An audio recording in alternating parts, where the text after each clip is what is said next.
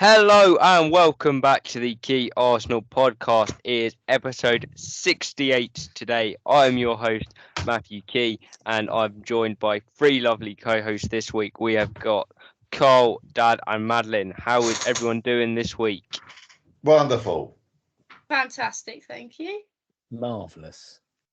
Yes, that is how we are all feeling. As I say, three lovely guests, three lovely wins for the Arsenal to start the season. And three lovely goals at the weekend as well. So things keep on looking up, and hopefully they will keep going that way, as we've said for the last couple of weeks. You have to remember, of course, that it was only Bournemouth at the weekend, a bit like Chelsea only played Leeds. A bit like Liverpool only played against Crystal Palace last weekend, and a bit like it's only Man United for them tonight as well. So that's the joy of the Premier League. Carl, I'm going to start with you this week, as I've not spoken to you about Saturday's game yet. So three wins out of three, top of the table, only team to have that 100% win record. Still, we're in a title race, aren't we? We're going along nicely. We're going along nice and smoothly. And the next game is Fulham, and it's one game at a time.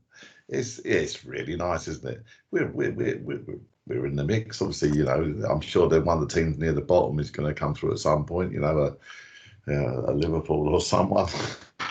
But it's nice being up there, isn't it? I mean, we was 3 games with no goals at this point last year, I think. So 3 games, 7 goals, is it? 7? No, plus 7 goal difference. Plus 7 goals, 8 goals. And yeah, it's lovely. It's they're playing. They've got better in every game actually so far. We've got better in every game so far. Bournemouth away is possibly, you'd think on paper, the easier of the 3 games we played. But playing a promoted team early doors, we all know what can happen. It happened to us last year. It can be tough, but we dealt with it very quickly against the team with a manager who's got go faster stripes on his arm. So I think that's pretty cool. I really enjoyed it. Really enjoyed it. Odegaard. Here he goes. Odegaard was leading the way this time, but hats off to Jesus for that bit of control for the first goal. That was just wonderful, wasn't it? No, I'm getting there. See you later, mate. Stuck him on his backside as well. Some referees would have given that as a foul. I don't think it's a foul, but some would. If it was Granit Xhaka, it would have been a yellow card as well. But there you go. Yeah, it's a good performance all round. Can't think of anyone who you thought, oh, they could have done a bit. Well, they didn't really impact on the game. Every single player did.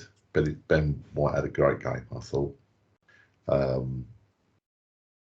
Saliba and the crowd. Sorry, we'll go on a little bit later, I'm sure, but that was a great chant. That's a great chant. And I'm just watching bench cam, very sad that I am. All you can hear during pretty much the whole 8 minutes of bench cam is them singing that song. It's just quite good fun, isn't it? So yeah, enjoy it while we can. And we've got something on the bench as well to change it. So it's good. Yes, absolutely. Yeah, we will definitely come on to the crowd later, because we keep coming up with banger after banger. We're like Elton John, hit after hit at the minute in the crowd. Madeline, obviously we're joking about this table and 9 points out of 9. We know it's too early to be sort of looking in that direction. You look at the minute, you've got teams like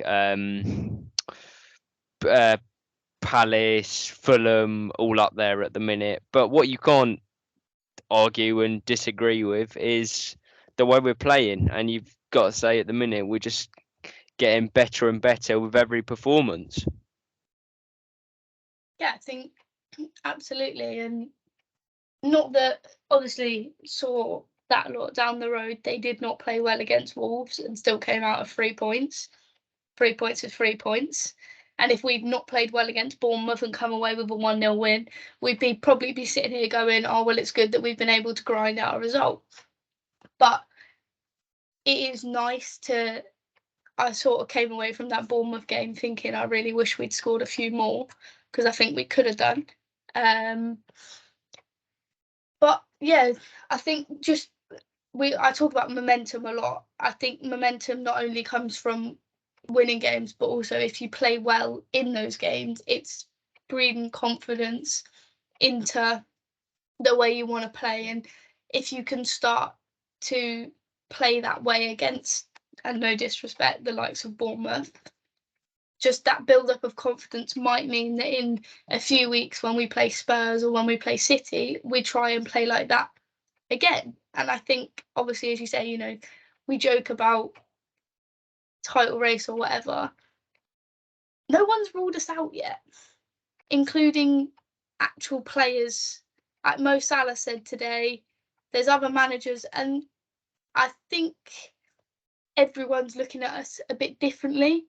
And if that way of playing, even if it just means that teams don't, the likes of Liverpool, the likes of City, don't turn up and think straight away, oh, we're going to roll this lot over, they can actually play. I think that makes a difference as well. So, and it puts everyone in a good mood. We play well, fans come away from the ground, we come back from watching it and think, oh, we played really well today. This player did this player did this. Rather than, oh, that was a stressful last 20 minutes, really wish we'd been able to score a few more. So I think it does, playing well, it makes such a massive difference. In just, even if we haven't necessarily played anyone that we would regard as one of our main rivals come the end of the season, it just gives the place a better atmosphere. Yeah, and obviously, like you said there, Madeline, that it's all about bringing the confidence. Do you think, Dad, that confidence is now sort of reflecting on the pitch, obviously, off the pitch as well, and as Madeline said, to other teams? Do people now look at us again and think, "Cool, they're a good side"? Are we getting that sort of fear factor back from some of the other teams in the league?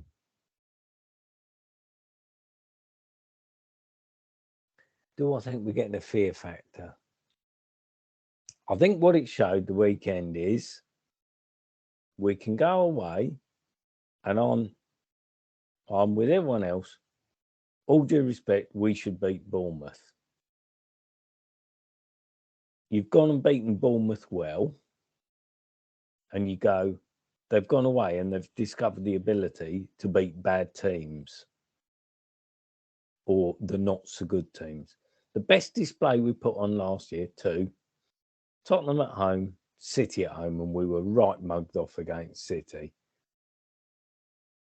But if you looked at some of those away performances, as Madeline says, Carl says, we're struggling to beat, I'm going to say it, not such good teams away from home. We beat Burnley last year 1-0. I remember sitting there, just, I'm going to say, sitting waiting for what you felt was inevitable. We scored a good goal. I won't mention who scored it, but obviously it was a banger. But you look at it and you go, you spent the rest of the game thinking, we're only 1-0. It's only 1-0. It's only 1-0. And you were waiting for that goal that you thought might come. Saturday, and I'm not comparing the two sides, you at least thought 1-0, 2-0. Right, now it's just a matter of how many more goals we can score, because they never look like scoring. I think that makes a huge difference. And it must breed a bit of confidence. I looked and I picked it up on, I think it was Match of the Day, a bit of skill. Zinchenko pulls the ball, he's the last man, pulls the ball down, catches it on the top of his foot, turns and goes. Last year, someone would have been running through, having a shot on goal. And I think That's a massive difference. I'm not saying physically he's the biggest bloke in the world. I'm not saying one-on-one he's the best defender in the world. But the calmness in that situation, as against last year when we were a bit panicky like that, I think makes difference. So whether that's we've got more belief, or whether other teams believe in us more, I don't know. It's probably I think it's probably more. There's a bit of belief in ourselves. Very positive.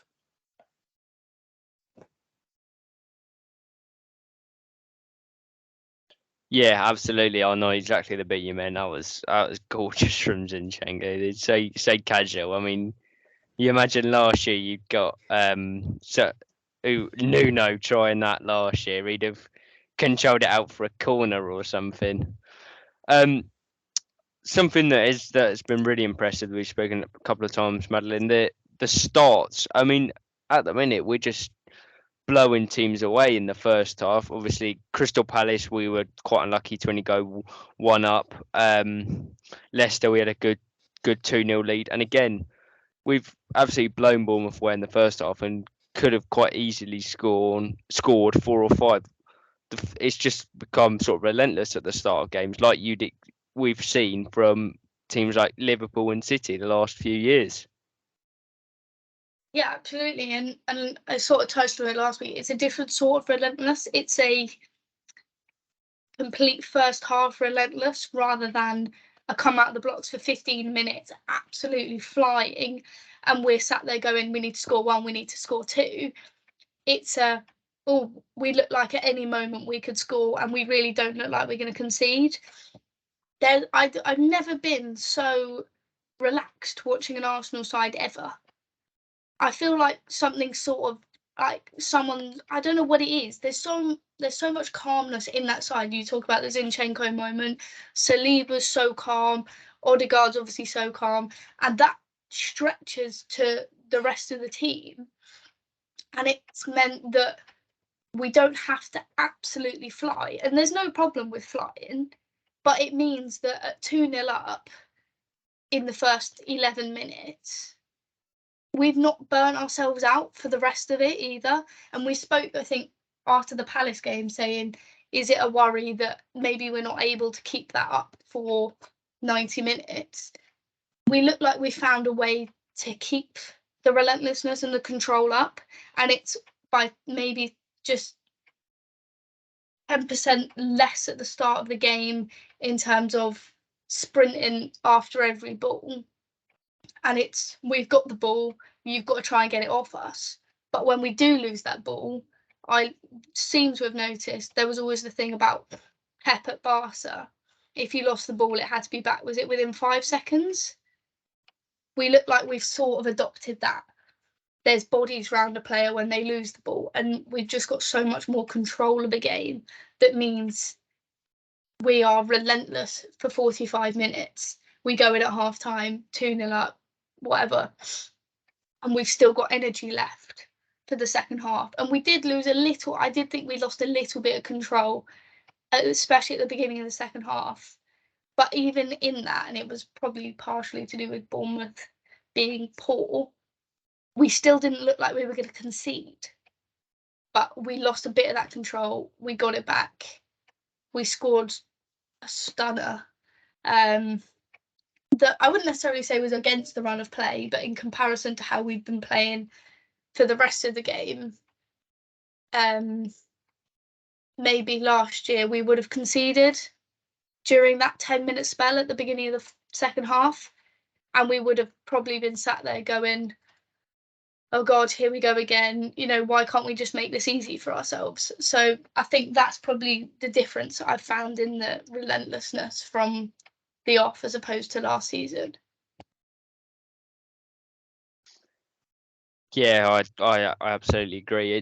We had halves last season. This, of course, may happen this season so we're only 3 games in, where we would start a game really well, and you think, well, we need a goal here, and it didn't quite come, and then another team would get in. The other team would get into the game, and then we'd be under the cosh a bit earlier, or we'd score 1 and not couldn't not make it 2-3 when we needed to, but it just doesn't seem to be happening this year. And as for the second half, I genuinely think we were just managing that game, and that's almost been as impressive. Obviously, Palace were a bit more under the cosh than that, but 2 chances Palace had really. Bournemouth, we've not given them anything. The nearest they came to scoring was Kiefer Moore having a header from about 18 yards out. But I mean, the second half of that game, Carl, even when, as Madeline said, Bournemouth came out quite well. I'm just bobbing my head along, singing along to the Saliba chant, and that was even before he'd scored a goal. It's just so comfortable and so un-Arsenal like. It is at the moment. So I mean, I don't want to sort of count my chickens and all that, but teams, we used to play against teams. They played a deep block. They played a deep block because Arsenal can't break down a deep block. They can't play that anymore because we can. So how do you defend against Arsenal? And the first 3 teams have decided, have proven that they can't. Palace were the best team we played out of the 3, I'd say. Came the closest, but we still look like we should have scored. Well, in fact, we should have scored much more than what we did. And they'd catch us on the break, off a block, or when we lost concentration, which is what we did and what we have done in the second halves quite a lot, but not this season as it stands. They seem to. We do drop back a bit. Yeah, we don't go all out like we do at the start of the first half. It would be interesting to see if we're at 0-0 at half time, or if we're 1 down. If we go out exactly the same way in the second half as we start the first half, whether we've got that sort of energy, I don't know. We'll find out as the season goes on, I suppose. But at the moment, there does seem to be a deliberate sort of.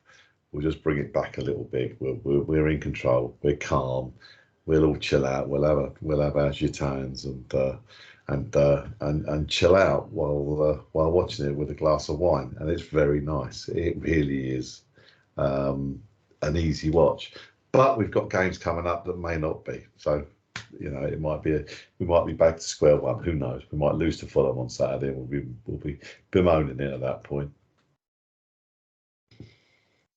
Obviously, mate, it's the way it's got to be. Dad, Zinchenko's going to score the first, just as a matter. Zinchenko's going to score the first against Fulham on Saturday. All right, you're going to put a couple of quid on that. Oh, there's a £5 on it. He's got to be at least 21, isn't he? Got to be at least 21, isn't he? I'll have a look for you, Dad. I'm going to let you have your moment. Obviously, your big pal, named captain at the start of the season, for God knows what reason. That's been the first couple of games. There was always been a bit quiet. I'm not sure if the captaincy's letting him down, sort of getting him down. He's concentrating too hard on that. Scored 2 goals at the weekend, didn't he, Dad? You were happy with that, I assume? 2 goals which he got himself into a position you wouldn't necessarily expect to find him there. Yeah, maybe the first one. The second one, he got himself in that position a few times last season, but I don't recall, other than the free kick against Burnley that I might have mentioned earlier without mentioning any names. Have you seen a sweeter strike than that? What a finish. So, yeah, nice to see him. And maybe it's just taking him a couple of games, a couple of new players around to work out how we can get forward. So I don't know. He's such a good player, in my opinion. He's got himself in a good position. I think there's a bloke who can score 10, 12 goals from midfield there. He's capable of hitting a free kick. He's can come up with a little late run into the box, which is nice. And I genuinely think there's somebody in there who can score 10, 12, which would make a massive difference to us overall, because in recent years, that's been one of our problems. No one in midfield scores. You get if you're reliant on Lacazette and Aubameyang, you'd scored 8 between them, including penalties last season. You're struggling, so it's just nice to see. And the pass for the goal that wasn't, if it had been Kevin De Bruyne onto Haaland, they'd have been raving about it. Had such a good finish, by the way, by Gabriel Jesus. It seemed almost a crime to disallow it, Carl. It was a bloody crime to disallow it. It shouldn't have been disallowed. You shouldn't magnify offside, surely not. I thought it was benefit of the doubt. So there you go. So there was 3 at the weekend, I thought. There was that one, Ivan Toney, and I can't remember which is the other one it was, but neither of them offside by their feet. And you'd think that is where they're going to have to start drawing the lines. It's ridiculous. I mean, they zoomed in on the Bournemouth player's arse, whoever it was, and Gabriel Jesus' shoulder to see which was further ahead. I mean, it's ridiculous. There's meant to be given the benefit of the doubt, and obviously we won it very comfortably in the end. But it was a shame that got disallowed. And obviously, if it had been a much tighter game, we would have been fuming about it. That's all we'd have gone on about for 40 minutes. But ridiculous decision. The narrow one did go our way, and yeah, which just. But as Carl says, I thought it was supposed to be benefit of the doubt. If you're magnifying in that close, I'm not sure the shoulders right. The other one, I think, was it Fulham in the Fulham match? That was the Ivan Toney one, where his little toe or whatever it was. It was Villa Palace. Yes, it was. Jeffrey Schlupp, wasn't it? Scored, but it wasn't him that was off. I can't remember who was offside, but it was very close. Have you had a look, Carl? I've got the answer for you. 25-1. 25-1 on Sky Bet for first goal scorer. In fact, 25-1 first or last goal scorer. So. Oh, he'll be subbed when he's got his second. He'll be subbed after 70 minutes. There you go. Madeline, we've been last couple of weeks we could be giving the same praise to everyone really. Jesus we talked about, Saliba we talked about first week, and we will come on to that goal shortly. Martinelli as well.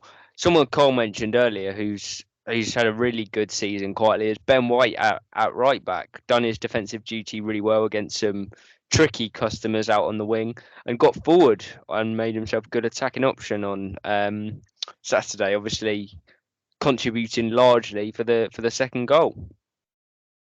Yeah, I think obviously everyone knows I'm a big fan of Benny Blanco anyway. I think as the season's gone on, his performance against Zaha has looked more and more impressive because he is the only bloke that's managed to keep him quiet so far. And I think there's been a lot of talk about obviously who out of them when Tomiyasu comes in will be dropped. I think he's actually doing well enough to not be dropped at the moment as a right back. Obviously he might go in as the centre back. I think if he wasn't playing so well, Tomiyasu would have come in at the weekend. And I think the first 3 games, maybe people have spoken a lot about a young man who I'm sure I'll get to rave about, having made his 100th Premier League appearance at the weekend, about him not being as influential, which I think is a load of rubbish. I think it's just we no longer have to rely on the 20-year-old so much. And we can actually give the ball to someone else rather than constantly barraging down the right-hand side. But I thought that Saturday was Saka's best game of the season, and I think that's largely come as a result of Ben White getting forward more. Saturday was definitely the furthest forward we've seen him all season. His final ball isn't always perfect. He's a centre back playing at right back. Like, it's how it's going to be. He's obviously, he didn't have a lot of defending to do. What he did have to do, he did very well. But yeah, going forward, obviously, played a part in the second goal. Didn't quite get an assist, but the vision to pull it back as such rather than just blast it across the face of goal, I thought was impressive. As I said, I think he combined with Saka as well as I've seen, even though we're only early on. And I just think he's so dependable. I can't think of, in the just over a season he's been here, and touch wood it stays like that, I can't think of a glaring error he's made. Okay, Brentford game at the beginning of last season excluded, I can't think of a real glaring error he's made that's cost us.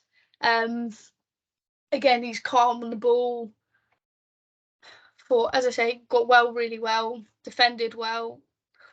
What more can you ask for, really? It's clear that maybe he knows at some point he won't be a right back in the near future, and Tomiyasu probably will come back in. But I think he's making his claim to be a first choice centre back very well, and I think Mikel's got a tricky decision on his hands as to which one of them he drops. I think Saliba is probably undroppable, but I think this place between the other two is definitely up for grabs, and well, we shall see what Mikel does, because I'm quite glad I'm not actually making the decision. But I think Benny Blanco's been superb, and long may it continue. Yes, obviously it's a bit of an exciting week in terms of that regards, because we've got a League Cup draw on Wednesday, I assume, where obviously some people will be able to get a good run out, and then a Europa League draw on Friday, which will obviously give big chance of rotation, and then fighting for those the Premier League spots on Sunday. So that'll be some good competition. And while at the minute obviously is looking very much like it's going to be the same 11 week on week, that will have to change, which we look forward to, and that's why we've got such a talented and deep squad at the minute. But yeah, I've let Dad talk about Odegaard, Madeline talk about Ben White, Carl, which leaves you to talk about Mr. William Saliba and that goal. Do you want to talk us through that, or do you just want to sit there for 30 seconds and go through the song? Either one's fine, mate. Saliba. Yeah, it's a good song. It's a good chant. It got the fans. Well, it kept the fans going, didn't it? And but yeah, his performance again was mustard. The guy's a very good player. And we've got three of our four defenders, as well as being good defenders, of the ones who started the other day, as well as being good defenders, are also what I'd call ball players, you know. And Gabriel ain't too bad either, yeah. But I think Ben White's good on the ball. He can pass the ball. He's decent. It's a different role he's playing, admittedly, at right back. But yeah, he's a proper baller. But this guy is just, well, I don't think I've seen that level of maturity. I'm trying to think. Tony Adams, a different type of player, but he had that level of maturity. Mike Keown did as well, although again, different type of player. And I know I'm focusing on Arsenal there. I'm sure there's other examples around, but Saliba as a ball playing centre half, he's just. If I go back a bit further, can I say a bit Bobby Moore-ish? He's got that little bit of elegance about the way he plays. Might be a bit before your time, I know, but your dad will remember him in black and white.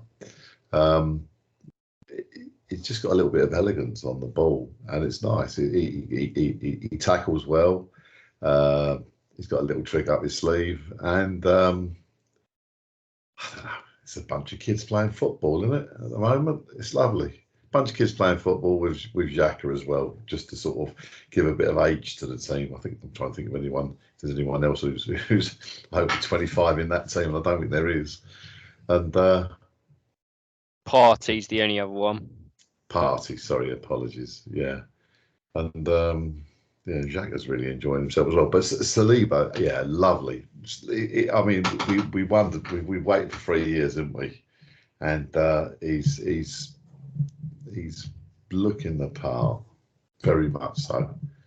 Really pleased. Hopefully, you just signed the contract now. What do you want, Kev? I was going to say, you struggle to remember Party's name. And one of my comments Saturday to Mrs. Key was, you'd watched the game until he misplaced a pass towards the end, 15 minutes from the end, committed a foul. Yeah, you hadn't actually noticed Thomas Partey playing. We were so in control. He was just getting the ball and giving it very simply. And I think the fact that you've got Zinchenko, Ben White, and Saliba, and to a lesser extent Gabriel, who can all actually play football, it's made life a bit easier for him. He doesn't look as if he's dropping quite so deep to get the ball, Carl. And you genuinely, if you watch the 90 minutes, you sort of forget he's even playing. Yeah, I agree. I agree. It does help him. He's got a player roving all over the pitch, it seems, in Zinchenko, who seems to appear in rather weird situations around the pitch, which is interesting. Is obviously a tactic, and Xhaka drops into there sometimes and all that. But it is an interesting little tactic. Yeah, but Partey's had a good start. There's no one who's had a bad start, though, is it? When you've won 3 out of 3, no one's had a bad start. We've only used 11 stars, I think. Yeah. I think the other encouraging bit, if you take it the other way, is you've managed to bring Tierney on, you've managed to bring Tommy on, and I know I'm going back 12 months ago because we really were struggling. They would have been rushed back before now, and they'd have been playing. Hopefully, we've got a couple more weeks they can ease themselves back into the team. Maybe the first time they both play 90 minutes, it's the Europa League. And I hear some comments about both of those two. Oh, they're a bit brittle. And I genuinely do believe part of the problem was last year, Tomiyasu was recovering. He was rushed back. Tierney, unfortunately for him in his Arsenal career, it's happened to him a couple of times because we haven't had any depth or quality to cover him. So hopefully the fact that they're both coming in, getting 15, 20 minutes, another 15, 20 minutes will mean they can actually recover, get some proper match fitness before they play 90 minutes.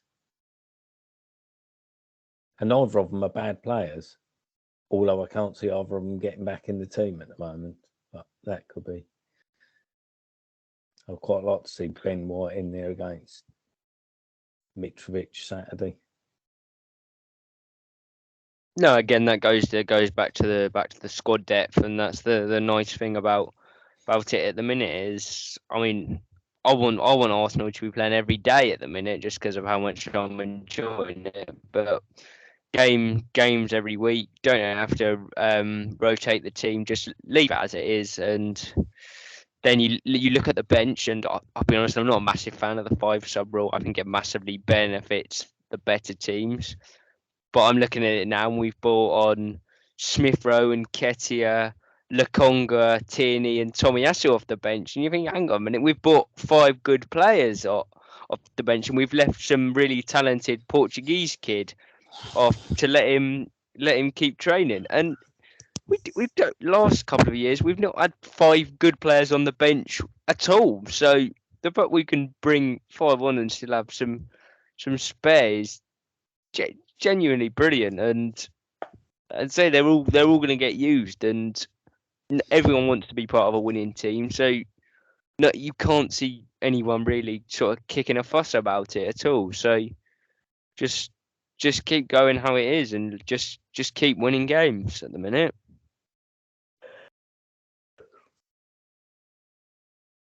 But we move on, and we move on to Fulham. A team where if you'd have looked at it sort of start of the season, you'd have gone, well, that's an easy 3 points. But they've surprised a few, myself included. A very good point for them at the start of the season against Liverpool.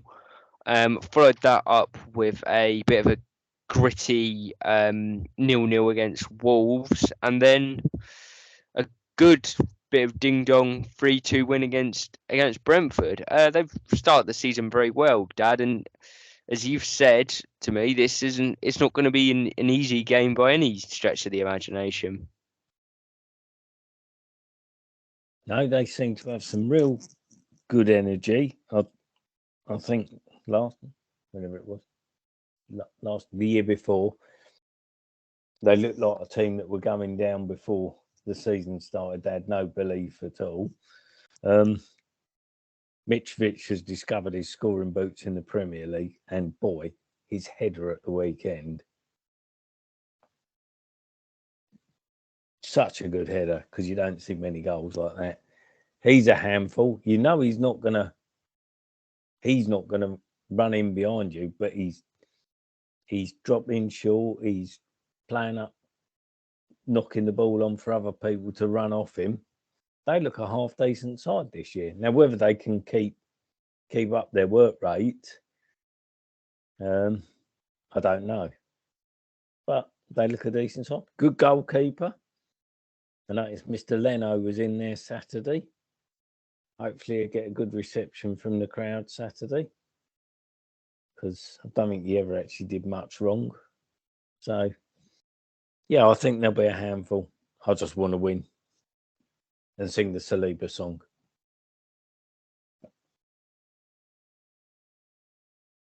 Yes, Dad, you are going along with me. We're the lucky 2 out of the 4 of us that get to go. Carl, I know your ticket's being used again, so it's getting some good use out of it. Even though I imagine you're very frustrated. You're not going to be attending.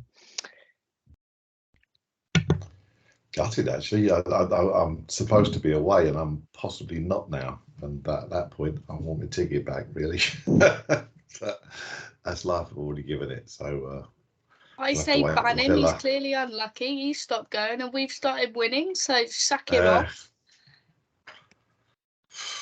Yeah, maybe that's it. When I go against Villa and we get tanked 6-1 or whatever, then I'll never go again. Yeah, good grief. They're a good team, Fulham. They're a decent team. They haven't got the strongest of squads, I suppose. No. As you'd expect, as you go down a peg and order a bit, but they started the season off well. Every game's got a challenge. Good centre forward. He's obviously got a point to prove in the Premiership. He's never really done it, has he, in the Premiership? He seems to be having a go this year, and he certainly seems to have matured maybe a little bit from that bloke. I think he was sent off. Was it Coquelin? He kicked out when he was at Newcastle. Is that right? Yeah. Did I call him Milosevic then? Mitrovic. Yeah, Milosevic. He was a bloke with his war crimes, isn't he? Whoops. Yeah. Sorry. Yeah. So he seems to have matured a bit. They've got other good players as well. So it'll be a good challenge. It'll be good. It'll be a good game in the first 12 minutes before Zinchenko sticks one in the top corner from 25 yards. Yeah, I hate sort of thinking we're going to win games, but we are playing well at the moment, and we got to just keep that going, keep that momentum.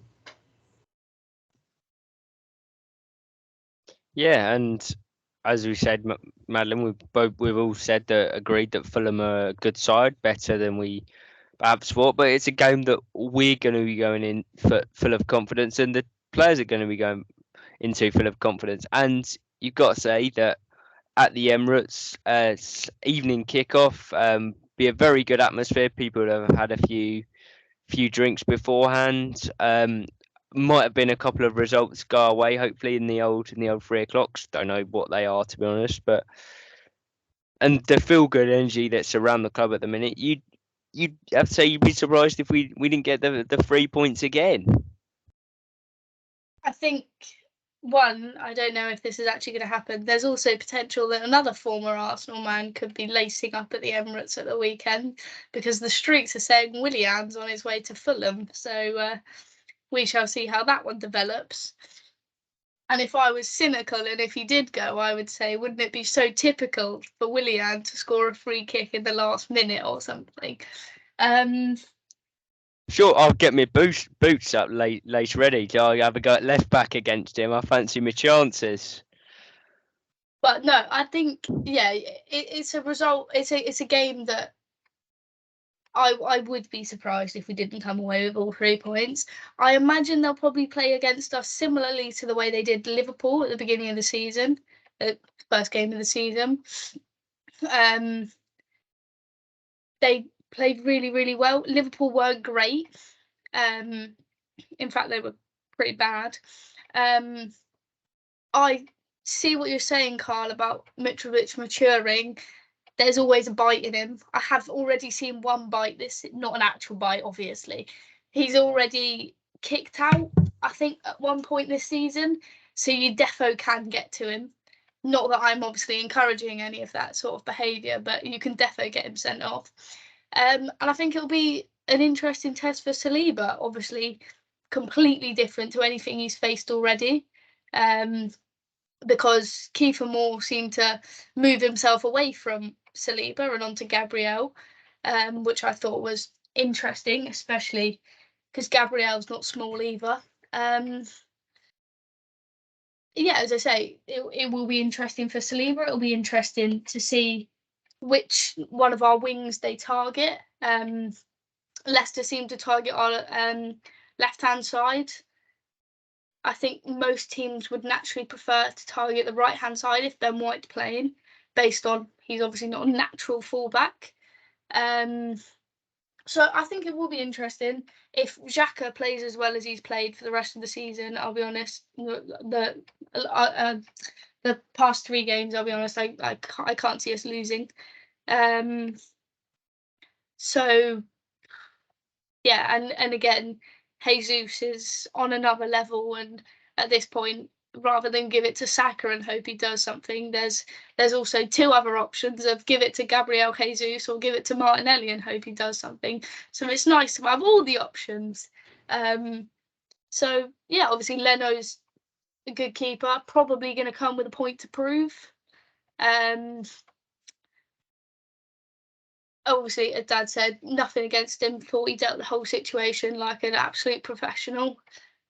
I would say, again, on the lines of point to prove, if he is trying to prove a point of I can play out from the back, there might be an opportunity to put some pressure on there, maybe cause a mistake. Obviously, they naturally want to go long with Mitrovic. But I think he can't play out from the back, I'll tell you that. We all know I know. it. I hope they do. So I think it's probably a different Fulham to one we've faced in a number of years. They're coming with confidence as well. So, yeah, but as you say, Matthew, if we don't come away with all 3 points, I'll be surprised and quite peed off, actually, as I'm sat in a bar in Belgium trying to watch the game. So, yeah. Yes, I hope you have a fabulous time at the F1 at the weekend. Obviously, I hope me and Dad have an even better time at the football, and I'm sure you wouldn't begrudge us that. But yeah, interesting point on Leno. Will be interesting to see it. I know he only played for the first time at the weekend, so I don't know what they tried to do, if they tried to play out from the back. But yeah, he didn't have. Well, he let one in that he shouldn't have done last week, Ramsdale. But it shows the importance of having someone as confident as he is already this season. obviously Mendy yesterday had an absolute shocker, which was brilliant to see. And obviously, David, be interesting to see how he gets on tonight after his shocker last week, because you can imagine Liverpool were going to press very, very high. But yeah, be interesting to see, and hopefully we can make it 4 out of 4, and sit another week top of the league, which would be very nice, because we know it doesn't mean anything, but it's always nice to be top. And when you consider how long we've been there, due to being alphabetical order as well, we'll be on there longer than any other team come the end of the season. But yeah, we'll have to see, and we'll have to hope for another 3 points at the weekend, and it's a very quick turnaround to play against Villa, which we will discuss next week, and then it's the pleasure of Man United away as well. So yeah, £80 million 54-year-old or whatever he is. Yes, he's not in the squad tonight, interestingly, but yeah. I don't understand that. I was talking to a colleague earlier on, and they're paying. He signed in time, Carl. Was it 70 million they paid for him? Was it 70? They will, yeah. And surely you'd have gone to West Ham and trying to get Declan Rice for 100. They should get 10 years out of him. Don't make any sense. You've got him for 2 years, maybe 3. Well, it shows the importance of recruitment, and we know that they are better than anyone else at the minute. Everyone. It's not about the sort of name of the player. It's about what he's going to bring to the team. And I mean, everyone knew Zinchenko was a great player, but for some reason, because he was a Man City reject, apparently he wasn't going to be any good for us. Well, looks pretty good to me. And he was someone that Guardiola wanted to put on when he needed 3 goals at the end of last season to win the league. So, don't think he was a Man City reject. But there you go. It would have been a better deal, because if Declan Rice is supposedly on about 150 grand a week, Casemiro they're going to pay about 350. So there you go. But also now it's prime time to go and get Declan Rice while West Ham are sitting bottom of the league, having not got a single point and look rubbish. Yeah, United might be bottom of the league in another 90 minutes, so we'll have to see. But yeah, we'll just keep enjoying our average players from other teams' rejects again, and wins against average teams that we should be beating anyway, because that's what everyone else seems to be doing. But what can you do? We're Arsenal. We won't get the credit, will we? But we're going to enjoy it, and that's all that matters.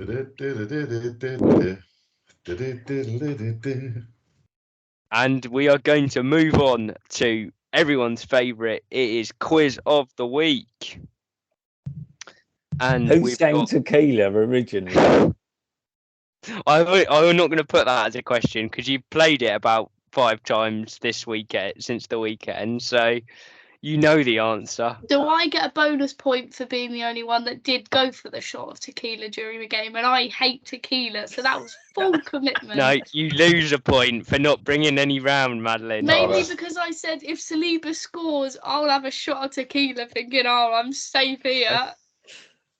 I'll tell you what, if he does next week, we'll all do that. And Carl, will have something for you if Zinchenko scores the first goal. What's going to be Zinchenko's chant, though? He's got it's one. The gold one. It's Spando right. Ballet, but it's always believe in your soul. We'll send Carl a leotard in the post. When you get to Villa, you'll hear them all, mate. The Gabriel Jesus one is good, but that's a bit more complicated. You need to have a look at the lyrics of that one. But yes, quiz of the week. We've not got an overall theme this week. Last week was sort of first home games. We've got some questions based on things that happened during the week. So normal rules apply, and here we go. The first question is that Bukayo Saka made his 100th Premier League appearance on Saturday. Only Cesc Fabregas has achieved this for Arsenal at a younger age, but how many total Premier League appearances did Fabregas have for Arsenal? And everyone will get a go at this. Who's going to go first? 324. 324, says Dad. I'm just going to write that down. We're talking League Cups. No, that's why I said Premier League Sorry. appearances. Oh, So Premier League appearances means appearances in the Premier League, unsurprisingly. Oh, in which case it's 260. 260. Okay. Oh, he's gone round where I was going to go there. I thought he's mugged him off 324. but do I go higher or lower than 260? If you want to jump in, Madeline, feel free. But I'm going to. What am I going to go for? For Arsenal, yeah. Premier League appearances for Arsenal. Yes. Don't care about any other Premier League teams he played, but I don't know if he did play for any more, but I don't remember him, so I'm only. No, that's true. I'm not sure that there was that wasn't obviously. He played one game for one. That was only because he kicked Spurs players. I'm going to go 235. 235, so slightly less. Okay. Slightly less. I was going to go 240. 240. I've tried to do some maths there, but me and maths don't get on. So what were you going for? The amount of seasons he played for? And times it by 38 and minus a few because of injuries. Yeah. Okay, I'll tell you what, not bad guesses at all. You're all fairly in the realm. That means I haven't won because they just went one above me. The person that's closest to the answer was 23 away, and that person is Mr. Lillis. Oh! It is 212 Fabregas had. Wow. So 235 is the closest from Carl there. It's not quite as good as his Jermaine Pennant from last week, but he could be on course to win 2 weeks in a row. But we play together. We move on now. As we all know, we've won our first 3 Premier League games. We last won our first Premier League games in a row in the 2004-2005 season. But how many did we win consecutively that year before dropping points for the first time? And this is just a name and shout. Oh, 7. 7, says Carl. That's incorrect. 5. 5, says Kevin without his name. But it is correct. It is the right answer. 5 Premier League games we won at the start before we dropped points. We drew. So, yeah, 5 the correct answer there. We actually we won our first 8 of our first 9 that year, and then lost to Man United, which we don't talk about because the ref was cheating. Right, we play Fulham this weekend. The last time we played them, we managed to scrape a 1-1 draw the same day that it was announced we would be part of the European Super League. Dark times. But can you remember who grabbed a late equaliser for us? Madeleine's gone quick. Eddie Nketiah. It is Eddie Nketiah, yes. Right at the end, it was weird time because the news was sort of breaking as that time, and I think they looked slightly embarrassed to be celebrating that. I think it might have been just after we'd been knocked out of the Europa League as well. It was a bad week in general. Or it might have been when we lost the first leg. But yes, Eddie Nketiah is the correct answer, which means it's all tied up. So looking very tense here. Could be in for a thrilling finish. Okay, another question on home games against Fulham, and we ended the 2009-10 season with a 4-0 win against Saturday's opponents. There was an own goal in the game, but can you tell me who scored our 3 other goals? And that it's 3 different goal scorers, and I'll let you all have 1 guess each. So anyone wants to start, we'll go around in a circle. Carl, I'm going to Thomas Rositzky again. I've done that last week, didn't I? You're going to Thomas Rositzky. Thomas Rositzky is not a correct answer. Madeleine, you had your hands up next. I'm going to go Robin Van Persie.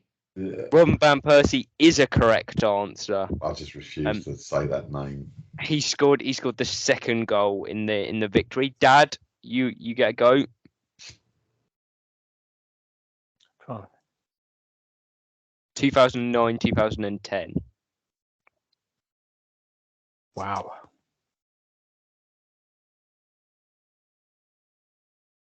I'm trying to think who was in the side. We were that bad then. You know what season it was? It was the season where we managed to beat Wolves with virtually the last kick of the game. And then we went on a run of 5. That was to put us 1 point behind Chelsea in the title race. We then didn't win our next 5, including losing from 2-0 up against Wigan, which I've looked up earlier, which is horrendous. I was there. We lost to Tottenham.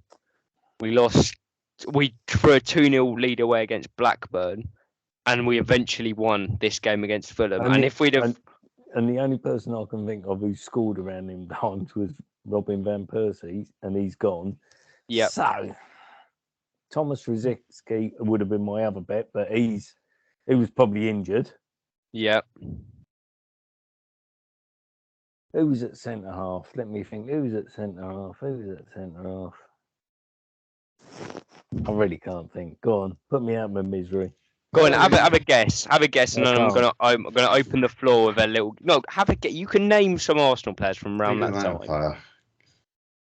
On Ted Drake, name someone. Come on. Giroud. Too early for Giroud. I'm gonna open the floor up, so just shout a name, and I'm gonna give you. Okay, go, Carl. I was gonna give a clue, but I'll go for Nick Bentner. Bentner, he scored the goal against Wolves, but he didn't score in this game. Bitch. I'm gonna give a clue now, and the clue is that it was a game of goal scorers that Matthew would have particularly enjoyed. Madeline. Yes, it wasn't you, Vela. Madeline. Carlos Vela was one of the scorers. He scored the 4th goal. And if you know me, Carl, which you might not have known this, is he was for whatever reason one of my favourites. And another dinky doodah. Yeah, I love the chip. And there's another Matthew special. Oh, Madeline. Something like that, is it? Madeline. Andre Arshavin. It's Andre Arshavin. Madeline, massive advantage. Got all 3 right. She's made a 3-point gap now. Okay, this one this is it. This is a Jermaine Pennant type answer I'm looking for here. This is anytime I'm going to ask a difficult question now in the quiz, it is going to be this is a Jermaine Pennant question, by the way, Carl. So you'll always have that. Fabio Vieira is in line to make his debut for Arsenal this weekend. He's going to be the 3rd Portuguese player of this current squad, along with Nuno and Cedric to play for us. But it's actually quite unusual for us to have Portuguese players. But there is a Portuguese player that has played in the Premier League for both Fulham and Arsenal. Can you name the player?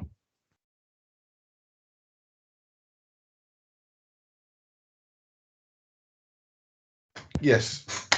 Carl, has he done it again? Oh, Morty. He's done it. What an answer that is. He's pulled the rabbit out of the hat again. Is that for 4 points, was that? Madeline, is that a name you're familiar with? No. Lewis Morty. He played in the double season, 97-98. He had a few games and the following seasons. He was a good player. Did he play in the cup final, Carl? Oh, pass. He did. He did in I looked it up earlier. I was so drunk that day. He was. And he played in that 2009-2010 game. Was his final game for Fulham, as from what I can make out. I think he's a coach now. I think he was involved in Everton at one point. He is. But yeah, Portuguese sort of attacking midfielder, winger. Good player. But and another incredible answer from Carl there. It's 2 weeks in a row. Thing that is. Yeah, I've That's why I'm struggling. Oh, you should know. I remember Luis Boas Morte, Dad. And we've got final question, but this is not a quiz question. This is a question of the day question. So this isn't for points. Madeline, I'm going to have to give you the win this week, despite Carl's great answer there. If it had been tight, I'd given that to Carl as a tiebreaker. But Madeline, you win your exceptional knowledge of my favourite players.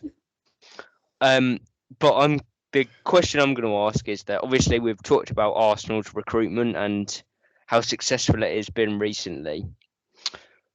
Somewhere that's looking for a potential role to open up is in the England cricket team, where we're very much on the hunt for an opening batsman. So which Arsenal player do you think would make a good test opening batsman? I've got an answer. Madeline, the non-cricket fan, has got an answer. This is based off my very limited knowledge of what a test opener has to be. I'm going to go for Martin Odegaard. Based on, I'm pretty sure you've got to be quite patient, quite intelligent, could stand there for a while. You know, he's not got kids, he's not, as far as I'm aware, not got a missus, not got anywhere else to be. I feel like he'd be quite good, and he's quite attractive, so I would be more likely to go and watch the England cricket team if Martin Odegaard was playing. There you go, forget the 100 to get people interested in cricket, just play some good looking players. You've heard it there from Madeline. And he doesn't look like he's going to get a mullet anytime soon, so that's a win in my book. No, to be fair, he doesn't look like he's going to get a mullet anytime soon, which has put Sam Curran down in your estimation. Yeah, he's basically not on the chart anymore. Okay, so we've got Odegaard from Madeline. Dad, I'm almost sure that would have been your answer anyway, but Dad and Carl, have you got an alternative? Well, mine would be Ramsdale, just because he reminds me he'd be a bit like Zach Crawley at the wicket, so he'd get a good run of games. Oh, see, Ramsdale's got to be a keeper, surely, a wicket keeper. No, it could be keeper batsman. What, opening the batsman and wicket keeping? Oh, we've had Sir Alex Stewart did that. Yeah, I know, but it's pretty rare, especially in this day and age. Yeah, I'm sure Ramsdale's the man to open the batting though. See, I think Ben White, because I think he'd wind them up something chronic. He'd just be there for the bounce, like wind them up, shove his tats, look at them tats. You ain't got anything like that. He'd show him what it's about, and he'd drive it before, and the bounce back bowler as well. He'd probably take them out as well. Or you could get Granit Xhaka on there. As soon as he gets bowled a bounce, we'd walk up the other end and smack the bloke round the head with the bat. That'd keep him a little bit longer, I suppose. But Ben White for me. And you're sticking with Ramsdale, Dad? Oh yeah, sticking with Ramsdale. Sticking with Ramsdale. Okay, well, I quite like Madeline's answer. I think Odegaard is a good candidate. I do like Ben White as well. I think he could be patient as He'd well. enjoy it as well because he could stand out in the sun and get a nice tan while he was at it. Yeah, obviously. Yeah, indeed. Actually, he'd probably take out a little thing so you get the sun come onto his little reflector mirror thing, so I can get a little bit more brown. We'd have a cone round him to do that. I'm not wearing a helmet. I just want to get the sun. But yes, there we go. Madeline, congratulations on your quiz victory. And hopefully Arsenal can follow you and make it 4 out of 4. I'm sure we're now going to go off and watch the relegation battle that's taking place on this Monday Night Football. And then I'm sure it'll just be back to singing the Saliba song for the weekend. Dad, you have to do some notes, work out some lyrics. Okay, I can work something out. Don't worry. That's what we like to hear. But yes, thank you all very much for joining me. Always nice when Arsenal win, isn't it? It is indeed. Yes, so thank you all for joining me. Thank you all for listening, and we'll be back once again next week with another episode. But until then, it is a goodbye.